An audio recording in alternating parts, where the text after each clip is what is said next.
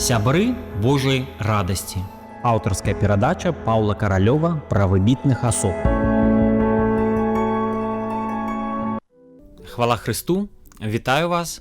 У студыі Павел Каралёў і наш чарговы выпуск праграмы Сябры Божай радасці. Гэтым разам ён будзе прысвечаны незвычайнай асобе. І так як і заўсёды ў нас у праграме, але гэта асоба ўжо не ксёндз, не біскуп, а гэта светская асоба, і гэта даволі вядомая пісьменніца Марыя Радзевіч. У польскіх крыніцах гэта Радзевічуна, ну а ў нас можна казаць Марыя Радзевіч. Наўрад ці гэтая асоба шырока вядомая у Беларусі. Па шчырасці я сам дазнаўся пра яе некалькі год назад. І тым не менш, гэта асоба вельмі важная для нашай зямлі, пісьменніца, якая даволі шмат часу была звязаная з Беларусю. Тут жыла, тут нарадзілася, тут стварала свае славутыя творы. Ну і пачнем мы з таго, што казалі пра яе. Нобелевскі лаўрэат Чэслаў Мілаш наступным чынам казаў пра Марыю Радзевіч. Ні ў аднаго празаіка я не знаходжу столькі рэалій, які тычацца ўсходніх зямель даўняй Рэчы Паспалітай ў другой палове 19-го, пачатку 20-го стагоддзя, як у Марыі Радзевіч. Важна сказаць, што яе называлі па-рознаму. Улічваючы, што яна выпусціла больш чым 30 кніг, яе называлі Сенкевіч у спадніцы, бо яна даволі велізарную колькасць выпускала твораў. Таксама яе параўноўваюць з Бальзакам. Чаму з Бальзакам? Бо той рабіў, скажем так, паказваў, як грамадства жыло, працэсы ў грамадстве, сітуацыю ўвогуле у народзе. Той самай Марыя Радзевіч. Яна паказала, адлюстравала зрэз часу, канец 19-го, пачатак 20-го стагоддзя, 1920-30-е гады ў сваіх творах. І перш за ўсё пра нашае Палессе. Яе таксама называюць зубр у спадніцы. Чаму зубр у спадніцы? Бо яна ў сваім маёнтку Грушава, гэта сённяшні Кобрынскі раён, вела даволі такое, можна сказаць, замкнёнае жыццё. Не то, што яна нікуды не выязджала, яна і вандравала, яна і фактычна будавала, ахвяровала грошы на будову касцёлаў. Але ўсё ж Марыя Радзевіч займалася гаспадаркай. Гэта было даволі доўга, фактычна больш 50 гадоў. І таму, канешне, пра яе і казалі, што яна такое замкнёнае жыццё ў тым маёнтку крыху вядзе, такое працоўнае, таму зубр у спадніцы. Важна таксама сказаць, што доўгі час можна сустрэць у розных крыніцах розныя даты нараджэння Марыі Радзевіч. Там будзе і зіма 1863 года, там будзе і 1864 год, калі ж яна нарадзілася. Былі адшуканыя метрыкі, прычым беларуская даследчыца Алена Кароўченка таксама звярнула ўвагу, што дакладная дата гэта нараджэння 30 студзеня 1863 года. І адзначым, што год смерці 1944. Мы ведаем, што было ў 1863 годзе, гэта было паўстанне. У 1944 годзе таксама ўжо было варшаўскае паўстанне супраць нацыстаў, вызваленне ад нацыстаў. І такім чынам ад паўстання да паўстання гэтыя даты жыцця Марыі Радзевіч. Ёсць цікавая ілюстрацыя Наполеона Орды, сядзібнага маёнтку, дзе нарадзілася Марыя Радзевіч, маёнтак Пянюга. Сёння гэта Зэльвінскі раён. І ў той час, калі там вандраваў Наполеон Орда, а Наполеон Орда стараўся зрабіць малюнкі найбольш значных сядзібаў, палацаў, паркаў, звязаныя з нашымі велічнымі дзеячамі, то невыпадкова гэта быў і маёнтак Пянюга. Акурат у той час прыкладна, і фактычна там адбылося нараджэнне Марыі Радзевіч. Скажам таксама, што ейныя імя пры хрышчэнні Эмілія Марыя Людвіга. І адбылося незвычайная сітуацыя. Справа ў тым, што пасля нараджэння Марыі Радзевіч літаральна праз некалькі тыдняў маці Марыі Радзевіч пакінула. Пакінула не па сваёй волі. Справа ў тым, што сям'я, гэта Генрых і Амілія, яны планавалі па адной з версіяў нават паправіць сваё здароўе, павесці дзяцей за мяжу, але акурат адбылася цяжарнасць, чакалі дзіцёнка, нараджэння Марыі Радзевіч, і у той час выбухнула паўстанне.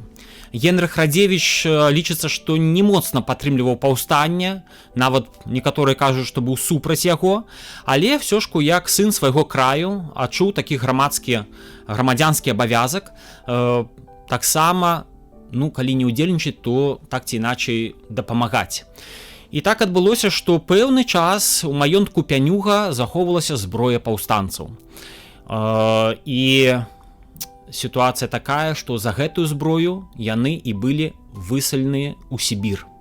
Засталіся цікавыя ўспаміны, што пераносячы гэтую зброю, Генрых і Амелія, у іх адбыўся такі дыалог. Бацька кажа: ці ведаеш, куды яны неслі гэта ўсё да Лямуса, да такой гаспадарчай пабудовы, вось уначы гэтую зброю? Ці ведаеш, спытаў пан Генрых, куды мы ідзем? Так, быў адказ, да Лямуса. Не, адразу ў Сібір. Так яно і сталася, і праз 10 дзён Марыю Радзевіч, дзяўчынку, пакідаюць, ёй апякуюцца ейны бабуля і дзядуля. А фактычна на 8 гадоў бацькі высылаюцца ў Сібір, і менавіта горад Курган, у тых мясцінах знаходзяцца бацькі Марыі Радзевіч. Што важна сказаць, зведала яна і беднасць, і непростую сітуацыю, і заставаліся ў яе на працягу жыцця нават такія рахункі. На яблыкі Марысе 15 копеек. Гэта вельмі малая сума, і бачым, што яна зведала непрыемнасці, і фактычна, такім чынам яна ўспрыняла боль людзей, і зразумела, у якой сітуацыі жывуць многія людзі, вось не толькі заможныя нейкія гаспадары, але проста люд. Важна адзначыць, што Марыя Радзевіч чалавек, якая зрабіла для Беларусі вельмі шмат, для гэтай зямлі. Але пачнем мы з таго, што ў ейным маёнтку у Грушава Кобрынскага раёну быў нават спецыяльны дэкалог, правілы паводзінаў. Гэтыя 10 запаведзяў, якія бачылі наведвальнікі, яны былі збольшага не для гасцей, але як напамін для самой Марыі Радзевіч. То цікава дазнацца, што ж гэта за запаведзі, што ж гэта за такія правілы унутранага жыцця, распарадку, так скажем, пэўнага такога правілы паводзінаў, можа быць, яны камусьці будуць карысныя. Першае правіла: шануй і захоўвай цішыню, бадзёрасць духу і спакой гэтага дому, каб усё гэта сталася ў табе. Другое правіла: займайся працай пастаянна у адпаведнасці са сваімі сіламі, здольнасцямі і захапленнямі. Заўсёды займацца пастаяннай працай. Трэцяе: не смяці, не ўчыняй беспарадку і не парушай парадку ў доме. Чацвёртае правіла: будь пільны, каб не апаганіць свайго розуму або вуснаў словамі зла, марнасці і глупства. Значыць, уважліва сачыць за сваімі словамі. Чацвёртае правіла. Это было. Пятае: не распавядай, асабліва за трапезай, пра хваробы, крымінальныя гісторыі, пра калецтва і беды. Такое правіла, што трэба ўсяму свой час.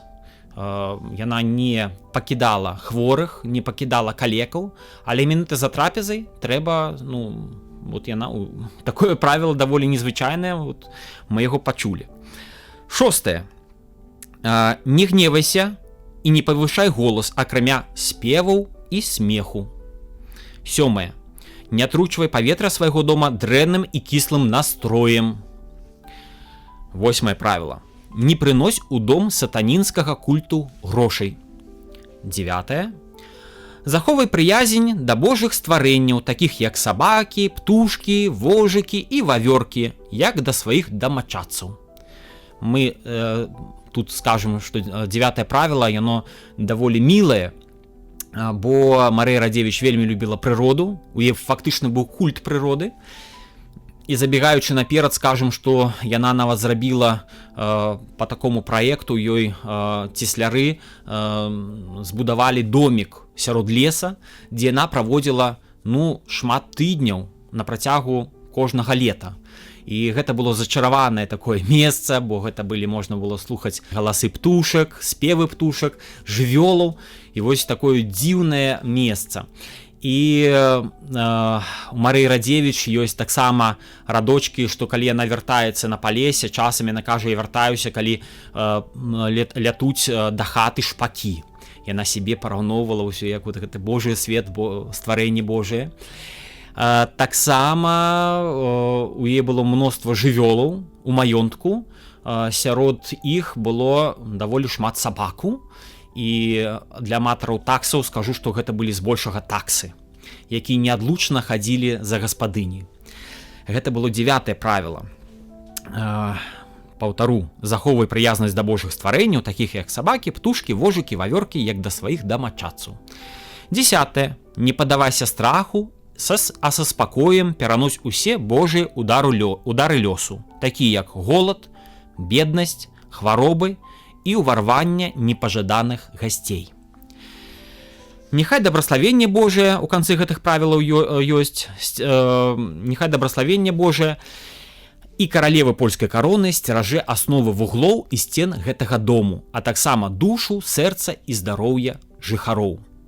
Амінь.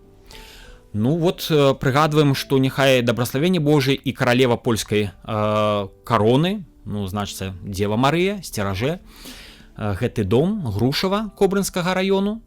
І вось тут прыгадка пра Польшчу, і, канешне, яна лічыцца польскай пісьменніцай Марыя Радзевіч. Яна пісала па-польску. Але ўсё ж якое яна мае дачыненне да Беларусі? Самае непасрэднае. Па-першае, нарадзілася ў нас, мноства сваіх твораў стварала менавіта на беларускім палесе, і гісторыі, якія яна чула, бачыла, яна пераносіла ў свае творы. Гісторыі з палесся. А таксама прататыпы, правобразы, якія герою гэтых твораў, таксама гэта былі палюшукі, і ж з маёнтку Грушава, з Кобрына, з нашых славутых мясцінаў. Таму такое дачыненне нам мае да нашай зямлі. Такім чынам, Леапольд і Чэслаў Родзевіч маюць, лічыцца, далёкае сваяцтва з Марыяй Радзевіч. І хто ж гэтыя славутыя нашы дзеячы? Леапольд і Чэслаў Родзевіч гэта і тэатральныя дзеячы, грамадскія, гэта драматургі, людзі, якія зведалі непросты час, і абодва яны загінулі падчас сталінскіх рэпрэсій у 1930-х гадах. Адзначым, што Чэслаў Родзевіч пэўны час меў сімпатыю, і лічыцца, што сімпатыя, магчыма, была ўзаемная да ўладкі Станкавічанкі. Гэтая будучая жонка Янкі Купалы. Калі яна яшчэ не выйшла замуж, то пэўны час мела сімпатыю да Чэслава Родзевіча, магчымага такога далёкага сваяка Марыі Радзевіч. На адным са здымкаў мы можам убачыць, як Владка Станкавічанка і Чэслаў Родзевіч яны побач. Цікава казал Максім Танк, наш славуты пісьменнік, пра вось гэтае сваяцтва. Ёсць наступныя радкі. Ён жартавал. Сваяцтва ў гэтых Родзевічаў, відаць, далёкая. Адлегласць такая, калі не больш, як паміж фацэцыямі Леапольда і рамантычнымі аповесцямі Марыі. Дзіва толькі, як такія анахранічныя аповесці маглі падабацца чытачам. Нават галовы кружылі моладзі. Гэта кажа Максім Танк. Бачым, што не вельмі добразычліва да Марыі Радзевіч анахранічныя аповесці. Сапраўды, часам Марыю Радзевіч крытыкуюць за такую, скажем, пэўную старамоднасць, можна сказаць, вось гэтай канвы, вось гэтых пэўных сюжэтаў, але, скажем, не Максіму Танку можна такую заўвагу да канца апраўдаць, бо мы ведаем, што творы Марыі Радзевіч, яны сапраўды былі папулярныя і застаецца папулярнымі дагэтуль у Польшчы. Ці ёсць папулярныя творы Максіма Танка? Думаю, што так, але пытанне, ў якой ступені, калі параўноўваць з Марыяй Радзевіч. Мы працягнем яшчэ, скажем, тое, што Марыя Радзевіч чалавек, якая зрабіла вельмі шмат добрых справаў у дачыненні касцёла. Яна будавала храмы, яна ахвяроўвала грошы.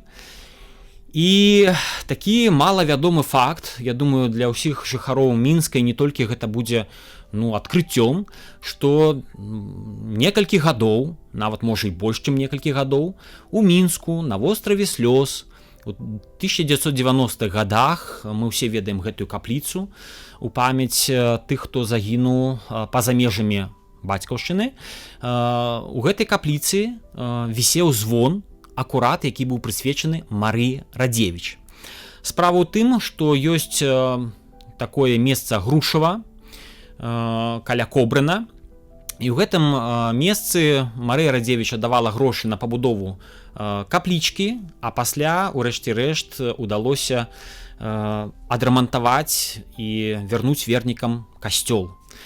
І менавіта ў гэтым касцёле вісеў такі велізарны звон, які пасля быў зняты, касцёл быў зачынены, касцёл перарабілі, зараз там знаходзіцца школа, дзіцячы садок, знаходзіцца краязнаўчы музей. І, дарэчы, у музеі ёсць у гарадцы экспазіцыя, прысвечана і Марыі Радзевіч таксама. І гэты звон, які пэўны час праляжаў дзесьці ў падвале, пасля быў вывезены ў Мінск, і калі спатрэбілася адшукаць звон для гэтай капліцы на востраве Слёз, музей гісторыі і культуры, сёння мы сказалі нацыянальны гістарычны музей, даў на экспанаванне гэты звон. І мы, мінчукі, можа, калі праходзілі, не маглі пабачыць надпісы, а там ёсць згадка пра Марыю Радзевіч. Сёння гэты звон, наколькі я ведаю, знаходзіцца ў музеі Вялікай Адчыннай вайны, а ўжо быў зроблены іншы звон, які пастаўлены ў капліцы. На звоне Марыя з гарадца ёсць наступны надпіс. Гэты звон ахвяруюць парафіяне гарадзічанскія для шанавання ўладальніцы Грушава Марыі Радзевіч, якая гэты дом Божы за ўласныя выдаткі ўзнесла з вайсковых руінаў, з руінаў пасля вайны. Жарам сэрца, міласэрнасцю сэрца, шчодрай гатоўнасцю ахвяроўваць, моцай жывога і напісанага слова служыла Божай справе і Божай маці. Звані звон, вечны голас, памяць заслугі імем Марыя, у гонар Марыі Радзевіч, удзячны парафіяне гарадзічанскія, 1937 год. Будзем ведаць гісторыю гэтага звона. Таксама скажем, што гэта даволі сімвалічна, што на сталіцу Беларусі, ў Мінску, горад, які амаль 2 мільёна, скажем, амаль у цэнтры горада знаходзіўся звон у гонар гэтай пісьменніцы. І гэта для нас такая ёсць магчымасць задумацца, што ж гэта была сапраўды за асоба. Якое ж было стаўленне ў яе да іншых людзей? Стаўленне было незвычайнае. Па-першае, яна сама старалася займацца гаспадарчымі пытаннямі. Яна старалася дапамагаць людзям, наколькі было магчыма. Калі прыязджаў доктар, яна пад наглядам доктара рабіла перавязкі людзям. Яна старалася ахвяроўваць грошы самым бедным. Яна давала магчымасць зарабіць, і гэта важна. Таленавітыя хлопцы з гарадца, з маёнтка Грушава выраблялі розныя рэчы, драўляныя, прыгожыя. А Марыя Радзевіч адпраўляла гэтыя рэчы ў Варшаву, у спецыяльную краму, і пасля хлопцы атрымлівалі нейкі заробак. Дарэчы, у Варшаве прыгадваюць, што першая экалагічная крама фактычна была створана Марыя Радзевіч. Адзначым, што Марыя Радзевіч аказвала, канешне, дапамогу, як я казаў, але ўсё ж як гаспадыня сустракалася з рознымі складанымі сітуацыямі, бывалі і здарэнні, калі маглі штосьці нават скрасці. Прыгадваюць жыхары такую гісторыю наступную. Калі Марыя Радзевіч сустрэлася з мясцовым селянінам і кажа яму: «Ты скраў збожжа. Я разумею, что твои дети любят булки есці. Я заявлять не буду, бо тебе Іванка посадить. Але я таксама люблю булки, так палову мне верні». Ну, вот так вот знаходзіла яна пэўны падыход. Варта адзначыць, што Марыя Радзевіч старалася, таким путеводителе по Полессю ў 1935 годзе адзначалася, што яна гатова, Марыя Радзевіч, сустрэць летам групу турыстаў, 3-5 чалавек, і можа прыняць на адпачынак, падсілкавацца, паразмаўляць. І згодна са сваім дэвізам, это адзначалася ў путеводителе, будзе наступны пачастунак. Цытата: «Для вандроўнага чалавека на стол бохан жытняга хлеба, вялікі гаршчок салодкага малака». Што яшчэ важна сказаць, чым яна любіла частаваць. Засталіся ўспаміны Яна Залеўскага, які адзначаў: «Гутарка працягвалася каля 3 гадзінаў, і мы былі вельмі зачараваны. Потым яна пачаставала нас абедам. Стравы былі дужа простыя і вегетарыянскія. Замест супа кіслае малако. Халоднае, смачнае, проста з падвала. Нашу сустрэчу з пісьменніцай мы прызналі даволі важнай і распавядалі пра яе многім сваім сябрам і шмат гадоў пазней». Ну, часам яна жартавала, такую страву, як вінегрэт, як такі салат, яна называла не іначай, як сметнік з хренам, бо там всяго даволі шмат. Такі жывыя ўспаміны. Сярод такіх яшчэ такіх важных момантаў, вельмі мілых, можна прыгадаць, што крэслы у Марыі Радзевіч у маёнтку былі зроблены цеслярамі ў выглядзе сэрца. Таксама прыгадаем, што было некалькі вадаёмаў, якія былі злучаны мосцікамі і злучаны вадой, і был остров, і на гэтым востраве стаяла скульптура апостола Пятра. Таксама прыгадаем пра культавыя рэчы, што ўжо ў наш час, 2000-х годах, у той жа вёсцы Грушава, якую мы ведаем, побач вёска Гарадзец, і ў тым гарадцы фактычна вяліся працы каля будынка былога касцёла, а там могілкі. І скажем, што экскаватар наткнуўся на нейкую рэч, на нейкі прадмет. Гэты прадмет дасталі і апынуўся, што гэта абраз. Абраз даволі стары, які ось так вот з-пад зямлі, можа хто хацеў схаваць, у свой час закапаў ці не, мы не ведаем, але быў дастаны гэты абраз.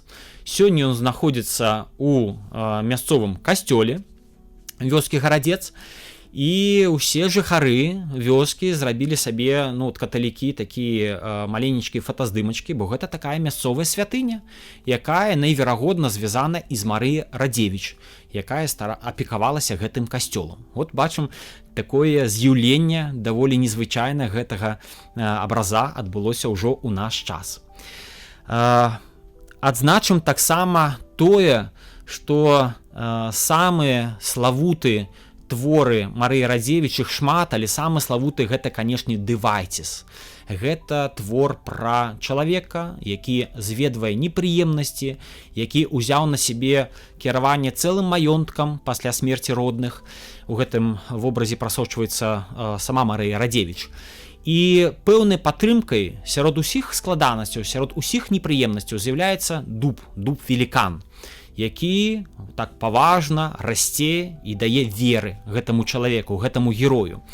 Твор «Дывайцес» вельмі знакаміты, і у маёнтку Марыі Радзевіч, акурат у Грушаве, і расце гэты дывайцес, расце гэты дуб. Мы ж з вами прыгадаем радкі гэтага твора, радкі Дэвайціса.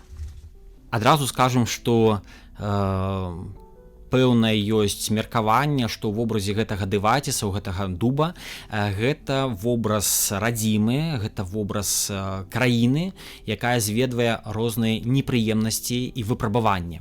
Это адна з трактовак гэтага вобраза Дэвайціса. Радкі наступныя.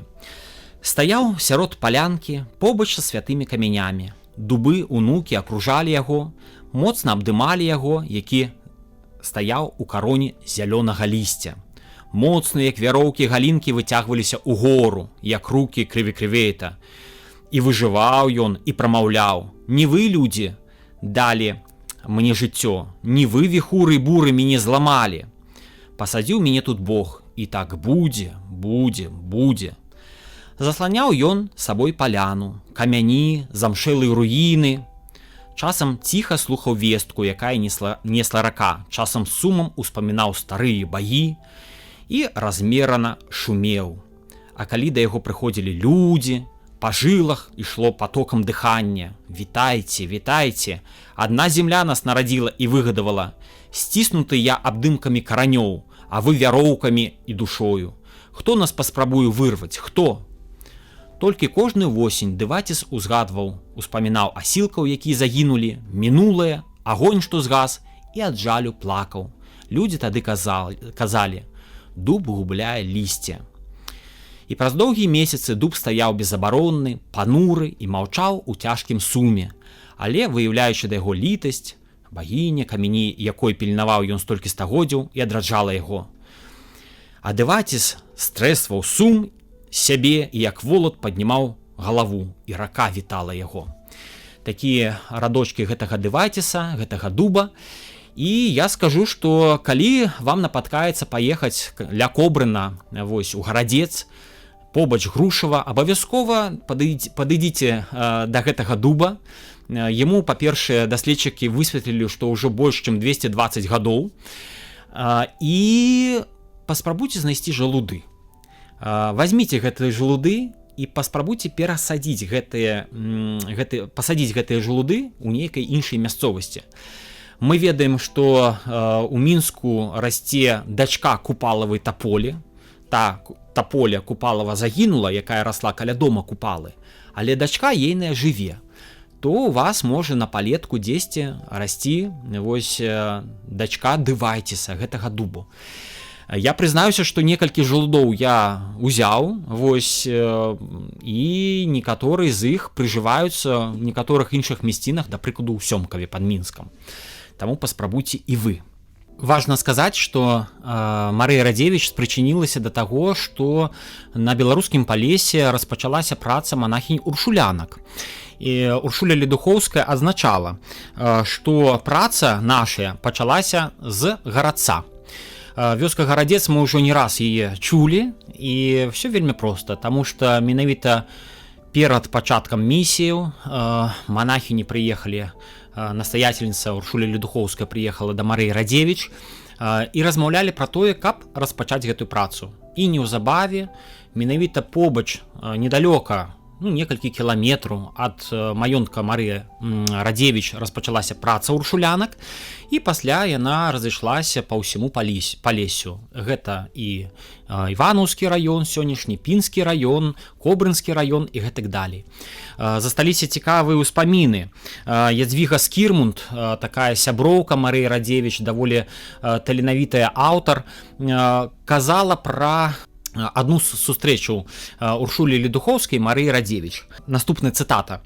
«Мы ўжо збіраліся ад'язджаць, і абедзве селі ў брычку перад домам у Гарадцы, як раптам да брычкі падышла настаятельніца». Вось Уршуля Ледухоўская.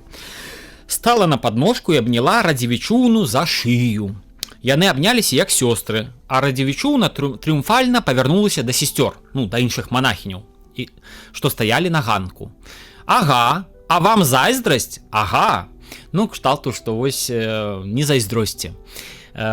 Цікава, што Марыя Радзевіч магла здзіўляць людзей, і знешні выгляд ейны быў даволі незвычайны. У ёй была свая манера апранацца. Вось як пра яе прыгадвалі.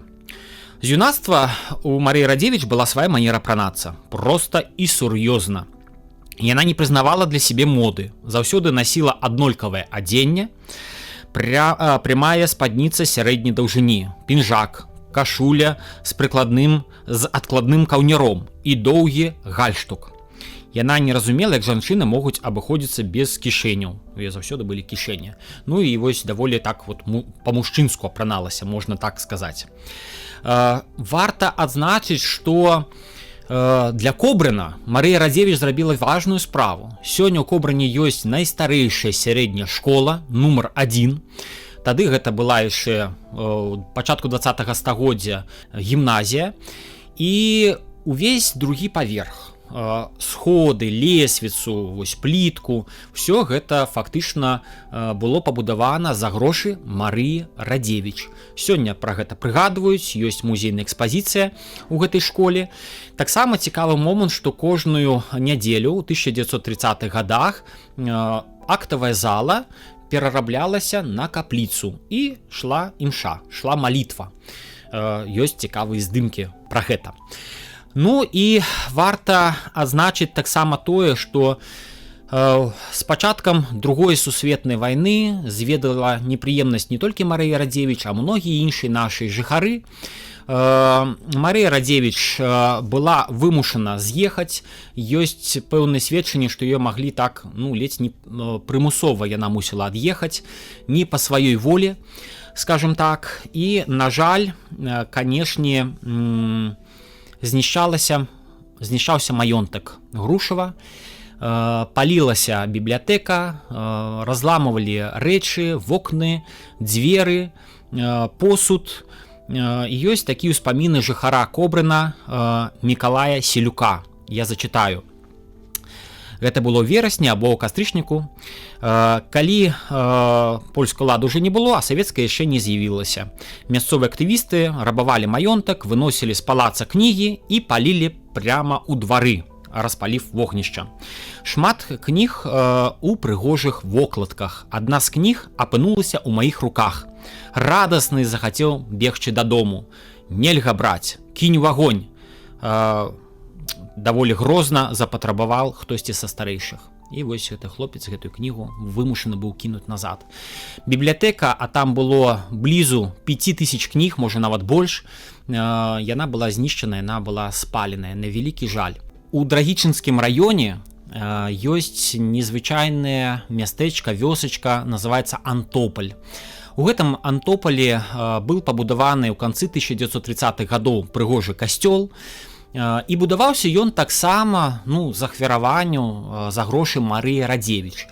І з 1950-х гадоў ён пачаў, на жаль, ужо не быць касцёлам, а выкарыстоўвацца як пажарна-назіральны пункт. Але будынак вельмі цікавы, можа быць, калісьці там зноў з'явіцца касцёл, гэта цікавы помнік канструктывізму. Марыя Радзевіч, яна зведала паўстанне 1944 года, варшаўскае паўстанне, калі ў горадзе паўсталі жыхары супраць нацыстаў. І варта адзначыць, што яна была вельмі расхваляваная сустрэчай з польскімі журналістамі, з паўстанцамі. І фактычна засталіся цікавыя ўспаміны і засталася нават унікальная кінахроніку, якую вы можаце ўбачыць. І ёсць успаміны Марыка, аднаго з удзельнікаў. Ён казаў, што яна амаль што ледзь магла размаўляць. Рабіла гэта з вялікай цяжкасцю, аднак яна жэстам папрасіла падысці нас бліжэй да сябе, да ложку. І калі мы сказалі, хто мы такія, яна заплакала, дакранулася павязак нашых паўстанцаў. Хлопчыкі, так вы сапраўды польскія журналісты? Читаю паўстанцкія газеты, пішу, працую, і яе голас перарываўся, яна казала, мы пераможам. Гэтыя вельмі кранальныя радкі ёсць ва ўспамінах, і ёсць кінахроніка пра гэтую сустрэчу. Марыя Радзевіч так і не дачакалася вызвалення, яна памірае ў 1944 годзе, пахавана на могілках у Павонсках. Варта сказаць, што ейна магілля, як ейная творчасць, важна і для нас, беларусаў, бо яна прысвяціла жыццё свайму роднаму краю, Палесю, і, канешне, будзем памятаць пра яе, чытаць ейныя творы, спадзявацца, што будзе больш перакладу на беларускую мову, бо іх зараз фактычна няма або вельмі мала. Таму не забывайцеся пра Грушава, пра Гарадзец, пра Дэвайціс, пра жалуды гэтага дуба і светлая памяць Марыі Радзевіч. Сябры Божай радасці. Аўтарская перадача Паўла Каралёва пра выбітных асоб.